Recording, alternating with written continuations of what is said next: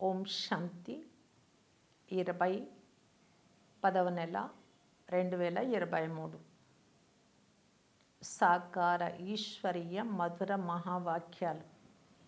మధురమైన పిల్లలారా, దేహ సహితంగా సర్వస్వము మర్చిపోయి ఒక్క తండ్రినే స్మృతి చేయండి. అప్పుడే మీరు స్వంత పిల్లలు అని పిలువబడతారు. ఇప్పుడు ఈ పాత ప్రపంచం నుండి మీ బుద్ధి తొలగిపోవాలి. ప్రశ్న: తండ్రి తెలిపే జ్ఞానం ఏ పిల్లల బుద్ధిలో సులభంగా కూర్చోగలదు? జవాబు: 1. పేద పిల్లల బుద్ధిలో ఈ జ్ఞానం సులభంగా కూర్చోగలదు. 2. ఎవరికైతే మోహం నశించి ఉంటుందో వారి బుద్ధిలో సులభంగా కూర్చోగలదు. 3. ఎవరి బుద్ధి విశాలంగా ఉంటుందో వారి బుద్ధిలో జ్ఞానమంతా సహజంగా కూర్చుంటుంది. ఇకపోతే నా ధనము, నా పతి, ఈ విధంగా ఎవరి బుద్ధిలో ఉంటుందో వారు జ్ఞానము ధారణ చేసి ఉన్నత పదవిని పొందలేరు. తండ్రికి చెందిన వారిగా అయిన తర్వాత కూడా లౌకిక సంబంధాలను స్మృతి చేయడము అనగా వీరికి ఇంకా పక్కా నిశ్చయం లేదు అని అర్థం. వారిని సవతి పిల్లలు అని అంటారు. పాట: జీవించినా మరణించినా మీ ఒడిలోనే. ఓం శాంతి. మధురాతి మధురమైన పిల్లలు పాటను తమంతకు తామే అర్థం చేసుకొని ఉంటారు. ఇప్పుడు జీవించి ఉండగానే తండ్రికి చెందిన వారిగా అవ్వాలి. రౌరవ నరకము అనబడే ఈ పాత ప్రపంచాన్ని మర్చిపోవాలి. మర్చిపోవడమే కాక తప్పకుండా వదిలేయాలి కూడా. రౌరవ నరకాన్ని మరచి మళ్ళీ స్వర్గాన్ని స్మృతి చేయాలి. స్వయాన్ని ఆత్మగా భావిస్తూ మన తండ్రిని స్మృతి చేయాలి. పాత ప్రపంచం బుద్ధి నుండి తొలగిపోవాలి. దాని కొరకే పురుషార్థం చేయాలి. ఇది జన్మ జన్మల కర్మ బంధనం. ఒక్క జన్మది కాదు, జన్మ జన్మల కర్మ బంధనం.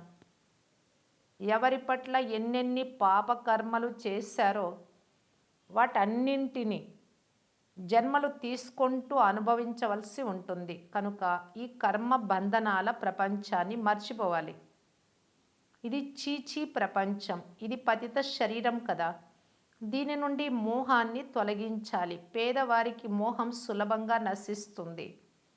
ధనవంతులకు నశించడం చాలా కష్టం. వారు మేము స్వర్గంలో సుఖంగా కూర్చొని ఉన్నాము, పేదవారు దుఃఖితులుగా ఉన్నారు అని భావిస్తారు. నిజానికి భారతదేశం అంతా పేదగానే ఉంది, కానీ అందులో కూడా పేదవారు జ్ఞానాన్ని త్వరగా తీసుకుంటారు. వారి కొరకే తండ్రి వస్తారు. పేదవారికి వారసత్వం ఎక్కువగా లభిస్తుంది.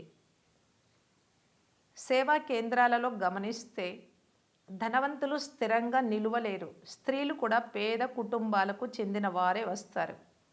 ధనవంతులకు వారి పతుల నుండి సుఖం లభిస్తుంది. అందువలన వారి బుద్ధియోగం వారి పతుల నుండి తొలగిపోదు. తరచుగా పేదవారే వచ్చి జ్ఞానం తీసుకుంటారు. తండ్రి పేదల పాలిటి పెన్నిది. ఆ తండ్రిని అందరూ స్మృతి చేస్తారు. అయితే డ్రామా అనుసారం భక్తులకు భగవంతుడంటే ఎవరో తెలియదు. భక్తులను రక్షించేవారు భగవంతుడే. భక్తికి ఫలంనిచ్చేవారు సద్గతి దాత తండ్రి ఒక్కరు మాత్రమే. పిల్లలైన మీరిప్పుడు తండ్రి ద్వారా జ్ఞాన విషయాలు వింటున్నారు. ఎవరి బుద్ధి విశాలంగా ఉంటుందో, ఎవరికైతే మోహం నశించి ఉంటుందో వారి బుద్ధిలోని జ్ఞానం నిలుస్తుంది. ఎవరి బుద్ధిలోనైతే నా భర్త, నా ధనము అని ఉంటుందో వారు ఉన్నత పదవిని పొందలేరు. ఎవరైతే రచయిత రచనల పరిచయమునిస్తారో వారే ఉన్నత పదవిని పొందుతారు. తండ్రినే తెలుసుకోకుంటే వారసత్వం ఎలా లభిస్తుంది?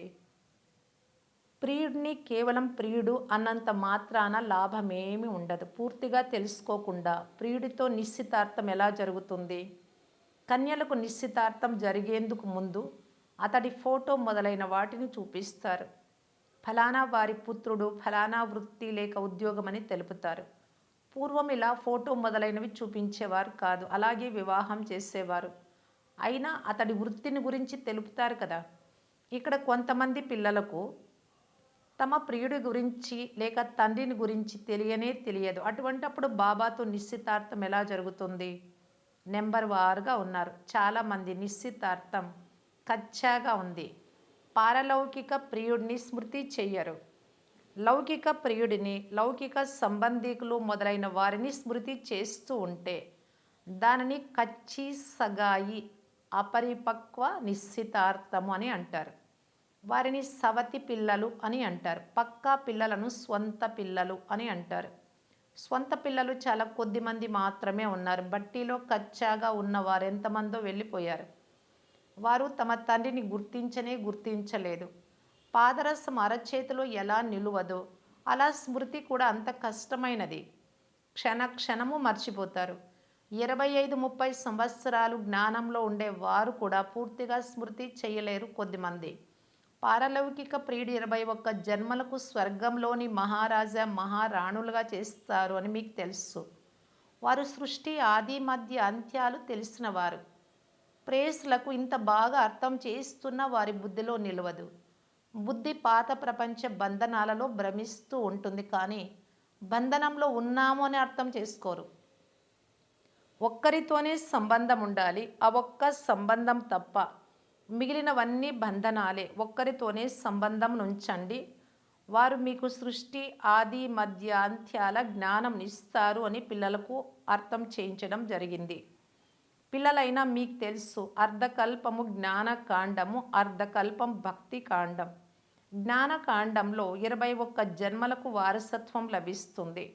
అక్కడ స్వర్గంలో సతో ప్రధానంగా ఉంటారు. తర్వాత మళ్ళీ సతో ప్రధానం నుండి క్రిందికి సతోలోకి, తర్వాత సతో నుండి క్రిందికి రజో గుణంలోకి, తర్వాత తమో గుణంలోకి రావాల్సి ఉంటుంది. ఎప్పుడైతే సతో స్థితి పూర్తి అవుతుందో జ్ఞానకాండం సమాప్తమైపోతుంది. ద్వాపర యుగం నుండి భక్తి ప్రారంభం అవుతుంది. భక్తి కూడా మొదట సతో ప్రధానంగా ఒక్క శివుణ్ణి మాత్రమే పూజ చేసేవారు, అలా ఉంటుంది. తర్వాత అది కూడా సతో రజో తమోలోకి వస్తుంది. వ్యభిచారిగా అనగా అనేక మందిని పూజించేవారిగా అవ్వడంతో మళ్ళీ భక్తి దిగజారుతూ ఉంటుంది. ఇప్పుడు ఈ విషయాలను తెలుసుకోవడం, ఎవరికైనా అర్థం చేయించడం చాలా సహజం. పిల్లలైన మీరు రౌరవ నరకం నుండి సంబంధాన్ని తెంచి ఒక్కరితో సంబంధాన్ని జోడించాలి. ఒక్క బాబాతో సంబంధాన్ని ఉంచే అభ్యాసం చేయండి.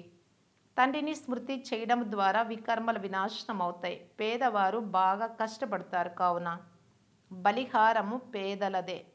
బాబా కూడా పేదవారికే బలిహారవుతారు. ప్రారంభంలో ఎంతమంది గోపులు వచ్చారు, అలాగే మాతలు కూడా ఎంతమంది వచ్చారు. ఎంతోమంది అంతమైపోయారు, కొద్దిమంది మాత్రమే మిగిలారు. మాతలు కూడా కొద్దిమందే ఉన్నారు. కొందరు షావుకార్ల ఇంటి వారు కూడా ఇక్కడే ఉండిపోయినారు. క్వీన్ మదర్, దేవి మొదలైన వారు ఉన్నారు కదా. ఏ భగవంతుడినైతే అందరూ తలుచుకుంటారో వారి పరిచయం ఏమిటి అన్న ముఖ్యమైన విషయాన్ని మీరందరికీ అర్థం చేయించాలి. పతిత పావనుడైన తండ్రి ఎవరైతే రాజయోగాన్ని నేర్పించి నర్ని నుండి నారాయణుడిగా తయారు చేస్తారో వారిని తెలుసుకోకపోతే మీరు పాపాలు చేస్తూనే ఉంటారు, తండ్రిని నిందిస్తూనే ఉంటారు అని చెప్పండి. చాలా కాన్ఫరెన్స్లు జరుగుతూనే ఉంటాయి. అక్కడికి వెళ్ళి అర్థం చేయించేవారు చాలా చురుకైన వారుగా ఉండాలి. మీరు వేదాల మహిమను అర్థం చేసుకున్నారు, కానీ వాటి వలన ఎలాంటి లాభము ఉండదు అని వారికి అర్థం చేయించాలి. లాభం ఒక్క తండ్రి ద్వారా మాత్రమే జరుగుతుంది. అటువంటి తండ్రిని గురించి మేము తెలుసుకున్నాము, మీకు ఇంకా తెలియదు. మీరు వచ్చినట్లయితే మీకు వారిని గురించి మేము తెలిపిస్తాము. తండ్రిని గురించి తెలుసుకోకుండా వారసత్వం ఎలా లభిస్తుంది? తండ్రి ఇచ్చే వారసత్వం ముక్తి, జీవన్ముక్తి లేక గతి సద్గతి. ఈ పదాలు వినిపించేది ఆ తండ్రి ఒక్కరు మాత్రమే. ఈ విషయాలు పిల్లలైన మీరు గుర్తుంచుకోవాలి. ఇక ఏ ఇతర విషయాల వలన, వస్తువుల వలన లాభం లేదు. తండ్రి మరియు వారి రచనల ఆది మధ్య అంత్యాలను తెలుసుకోవాలి. ఇందులో కూడా అర్ధకల్పం భక్తి కాండము, అర్ధకల్పం సద్గతి లేక జ్ఞానకాండం. భలేవారు సమ్మేళనాలు జరుపుతారు, కానీ స్వయం వారే సంశయపడి తికమకపడి ఉన్నారు. ఏమాత్రం అర్థం చేసుకోరు. మీరందరికీ తండ్రి పరిచయం ఇవ్వాలి. ఎప్పుడైతే చాలామందికి పరిచయం లభిస్తుందో అప్పుడు వారు ఇది అద్భుతము అని అంటారు. వీరు సృష్టి ఆది మధ్య అంత్యాల రహస్యాలను చిత్రాల సహితంగా తెలిపిస్తున్నారని భావిస్తారు. మాతలకు చాలా నశ ఉండాలి. పురుషులు సహాయం చేసేందుకు తయారుగా ఉన్నారు. డైరెక్షన్ తండ్రి ఇస్తారు. చేయవలసింది కన్యలు మరియు మాతలే. ఈ రోజుల్లో కన్యలు మాతల మహిమ చాలా ఎక్కువగా ఉంది. గవర్నర్లుగా, ప్రధానమంత్రులుగా కూడా మాతలు అవుతారు. ఒకవైపు ఆ మాతలు, మరొక వైపు పాండవుల మాతలైన మీరున్నారు. వారు బాగా పైకి ఎగురుతున్నారు. సంతోషంతో చాలా గంతులు వేస్తున్నారు. ఎందుకంటే ఇప్పుడు రాజ్యం వారిదే. మీకైతే 3 అడుగుల భూమి కూడా లభించదు. తండ్రి పిల్లలైన మీకు అనేక రహస్యాలను అర్థం చేస్తూ ఉంటారు. ఇప్పుడు మీరు స్వర్గ వారసత్వాన్ని పొందుతారు. ప్రియుడు మిమ్ములను గుణాలతో అలంకరిస్తూ ఉన్నారు. మహారాణులుగా చేసేస్తారు. ఇటువంటి ప్రియుడితో బుద్ధి యోగాన్ని ఉంచకపోవడం చాలా పెద్ద పొరపాటు.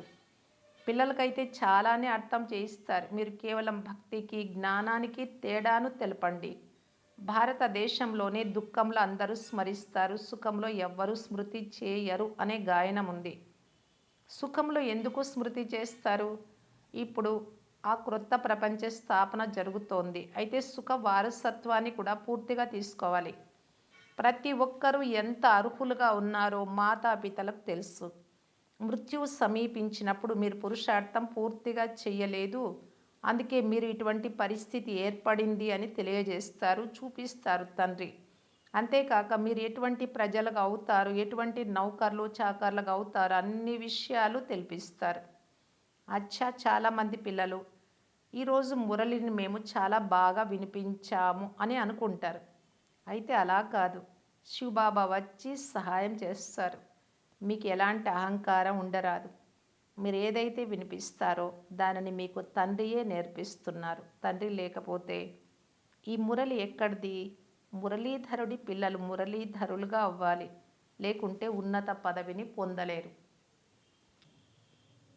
కొద్దో గొప్ప లాభమైతే ఉంటుంది. కొందరు సెంటర్లు తెరుస్తారు, వారికి చాలా ఆశీర్వాదాలు లభిస్తాయి. ఇంత సమయం చదువుకున్నారు కదా, కావున మీరే సర్వీస్ చేసి సెంటర్లను తయారు చేయాలి.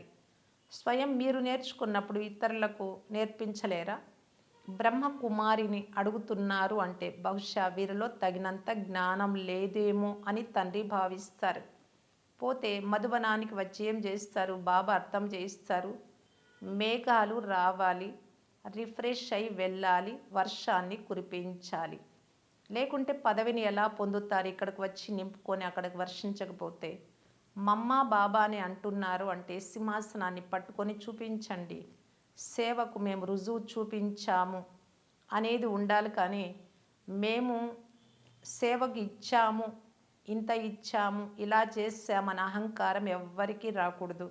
మీరు ఏమీ ఇవ్వకండి, అప్పుడు బాబా గవ్వలకు బదులు వజ్రాలను ఇవ్వడం నుండి కూడా ముక్తులైపోతారు. అచ్చా, మధురాతి మధురమైన అపురూపమైన పిల్లలకు మాతాపిత బాప్ దాదాల ప్రియ స్మృతులు మరియు గుడ్ మార్నింగ్. ఆత్మిక పిల్లలకు ఆత్మిక తండ్రి నమస్తే. ధారణ కొరకు ముఖ్య సారము. ఫస్ట్ పాయింట్, ఒక్కరితోనే సర్వ సంబంధాలను ఉంచి బుద్ధి యోగాన్ని అనేక బంధనాల నుండి తొలగించుకోవాలి. ఒక్కరితోనే పక్కాగా వివాహ నిశ్చితార్థమును చేసుకోవాలి. బుద్ధి యోగాన్ని భ్రమింప చేయరాదు. సెకండ్ పాయింట్, తండ్రి సమానం మురళీధరులుగా అవ్వాలి. నేను మురళిని చాలా బాగా వినిపించాను అనే అహంకారం ఉండరాదు. మేఘాలై నింపుకొని వర్షించాలి. చదువుకున్నారు కనుక సెంటర్లు స్థాపించాలి. వరదానం, తండ్రిని ఎదురుగా ఉంచుకొని ఈర్ష్య రూపీ పాపము నుండి రక్షించుకొనే విశేషాత్మాభవ. బ్రాహ్మణాత్మలలో తమ సమానమైన వారు ఉన్న కారణాన ఈర్ష్య ఉత్పన్నమవుతుంది. ఈర్ష్య కారణాన సంస్కారాల ఘర్షణ జరుగుతుంది. కానీ ఇందులో విశేషంగా ఆలోచించండి. ఒకవేళ తమ సమానమైన వారు ఏదైనా విశేష కార్యానికి నిమిత్తమైతే వారిని నిమిత్తం చేసిన వారు ఎవరు? ఇలా తండ్రిని జ్ఞాపకం చేసుకుంటే ఈర్ష్య రూపీ మాయ పారిపోతుంది. ఒకవేళ ఏదైనా విషయం మీకు మంచిగా అనిపించకపోతే శుభభావనతో వదిలేయండి. ఈర్ష్యకు మాత్రం వశం కాకండి. పరస్పరము రేస్ చేయండి. ఈర్ష్య లేకపోయినట్లయితే విశేషాత్మగా అయిపోతారు. స్లోగన్, తండ్రిని తమ సహచరుడిగా చేసుకొని మాయ యొక్క ఆటను సాక్షి అయి చూస్తూ వెళ్ళండి. మాతేశ్వరి గారి మహావాక్యాలు. మీ అసలు ఉద్దేశం, లక్ష్యం ఏది? మొట్టమొదట మన అసలు లక్ష్యం ఏమిటో తెలుసుకోవడం అవసరం. అది కూడా బుద్ధిలో బాగా ధారణ చేసినప్పుడే పూర్తిగా ఆ లక్ష్యంలో స్థితం అవ్వగలరు. మన అసలు లక్ష్యం, నేను ఆత్మను, ఆ పరంపిత పరమాత్ముడి సంతానాన్ని. నిజానికి నేను కర్మాతీతుడను, కానీ స్వయాన్ని మర్చిపోయినందున కర్మ బంధనంలోకి వచ్చేసాను. ఇప్పుడు మళ్ళీ ఆ విషయాలు గుర్తు వచ్చినందున, ఈశ్వరీయ యోగంలో ఉన్నందున ఇంతవరకు చేసిన పాప కర్మలను నాశనం చేసుకుంటూ ఉన్నాను. కనుక నా లక్ష్యం, నేను ఆత్మను, పరమాత్మని సంతానాన్ని. ఇకపోతే స్వయం నేనే దేవతను అని భావించి ఆ లక్ష్యంలో స్థితమైతే పరమాత్మ నుండి శక్తి లభించదు, మీ వికర్మలు వినాశనం అవ్వవు. ఇప్పుడు మీకు పూర్తి జ్ఞానం అంతా తెలుసు. నేను ఆత్మను, పరమాత్ముడి సంతానాన్ని. కర్మాతీతమై భవిష్యత్తులో జీవన్ముక్త దేవీ దేవత పదవిని పొందుతాను. ఇది కూడా యోగం ఉన్నప్పుడే ప్రాప్తమవుతుంది. ఇప్పుడు మనుషులు కోరే సుఖము, శాంతి, పవిత్రతలు కూడా యోగం పూర్తిగా ఉన్నప్పుడే ప్రాప్తి అవుతాయి. దేవతా పదవి మన భవిష్య ప్రాలబ్ధం. మన పురుషార్థం వేరే, ప్రాలబ్ధం కూడా వేరే. కనుక ఈ లక్ష్యం కూడా వేరే. నేను పవిత్ర ఆత్మను, చివరికి పరమాత్మగా అయిపోతాను అనే లక్ష్యం కూడా ఉండరాదు. అయితే మనం పరమాత్మతో యోగము జోడింపచేసి పవిత్ర ఆత్మగా అవ్వాలి. అంతేకాని ఆత్మ పరమాత్మగా అవ్వదు. మా అమ్మ యొక్క 2వ క్లాసు. ఈ అవినాశి జ్ఞానానికి చాలా పేర్లు పెట్టారు. ఈ అవినాశి ఈశ్వరీయ జ్ఞానానికి చాలా పేర్లు ఉంచడం జరిగింది. కొంతమంది జ్ఞానాన్ని అమృతమని అంటారు, కొంతమంది జ్ఞానాన్ని అంజనమని అంటారు. గురువు జ్ఞాన అంజనం ఇచ్చారు అని గురునానక్ కూడా అన్నాడు. కొంతమంది జ్ఞాన వర్షము అంటారు. కొంతమంది జ్ఞానం ద్వారానే సృష్టి అంతా సస్యశ్యామలమైపోతుంది. తమో ప్రధాన మనుషులందరూ సతోగుణి మనుషులుగా అవుతారు. ఈ జ్ఞాన అంజనంతో అంధకారం నశిస్తుంది. ఈ జ్ఞానాన్ని అమృతము అని కూడా అంటారు. ఎందుకంటే వికారాల అగ్నిలో కాలిపోయే మనుషులు దీని వలన శీతలమైపోతారు. చూడండి, గీతలో కూడా కామేషు క్రోధేషు అని స్పష్టంగా చెప్పారు. అందులో కూడా మొదటిది కామము. ఇది పంచ వికారాలకు ముఖ్యమైన బీజం. బీజం ద్వారా క్రోధము, లోభము, మోహం, అహంకారము మొదలైన వృక్షాలు జన్మిస్తాయి. దాని వలన మనుషుల బుద్ధి భ్రష్టం అవుతుంది. ఇప్పుడు ఆ బుద్ధిలోనే జ్ఞాన ధారణ అవుతుంది. బుద్ధిలో ఈ జ్ఞానం పూర్తిగా ధారణ అయినప్పుడే వికారాల బీజం సమాప్తం అవుతుంది. పోతే సన్యాసులైతే వికారాలను వశపరచుకోవడం చాలా కఠినమని భావిస్తారు. ఇప్పుడు ఈ జ్ఞానం సన్యాసుల వద్ద లేనే లేదు కనుక వారు ఈ శిక్షణను ఎలా ఇస్తారు? కేవలం మర్యాదలలో ఉండండి అని చెప్తారు. అయితే అస్సలు మర్యాద ఏది? ఆ మర్యాద అయితే ఈ రోజులలో లేనే లేదు. గృహస్థంలో ఉంటూ నిర్వికార ప్రవృత్తిలో ఉండిన సత్యుగ, త్రేతాయుగ దేవతల సత్యమైన మర్యాదలు ఎక్కడున్నాయి? ఈ రోజుల్లో అందరూ వ్యతిరేకమైన మర్యాదలు పాలన చేస్తున్నారు. ఒకరికొకరు ఊరకే మర్యాదలు పాటించని చెప్తారు, కానీ మనుషుల మొట్టమొదటి కర్తవ్యం ఏమిటో ఎవ్వరికీ తెలియదు. కేవలం మర్యాదలలో ఉండండి, మర్యాదగా ఉండండి అని ప్రచారం మాత్రం చేస్తారు. అయితే మనుషుల మొదటి మర్యాద కూడా ఏదో తెలియదు. మనుషుల మొదటి మర్యాద వికారాలు లేకుండా నిర్వికారులుగా పవిత్రంగా అవ్వడం. ఎవరినైనా నీవు ఈ మర్యాదను పాటిస్తున్నావా, పవిత్రంగా ఉన్నావా అని అడిగితే, ఈ రోజులలో ఈ కలియుగ సృష్టిలో నిర్వికారులుగా ఉండే ధైర్యం లేదు అని అంటారు. ఇప్పుడు నోటితో మర్యాదలు పాటించండి, నిర్వికారులుగా అవ్వండి అని చెప్పినందున ఎవ్వరూ నిర్వికారులుగా అవ్వలేరు. నిర్వికారులుగా అయ్యేందుకు ముందు ఈ జ్ఞాన ఖడ్గంతో ఈ ప్రపంచ వికారాల బీజాన్ని సమాప్తం చేయాలి. అప్పుడే వికర్మలు భస్మం అవ్వగలవు. అచ్చా, అవ్యక్త ఇషారా.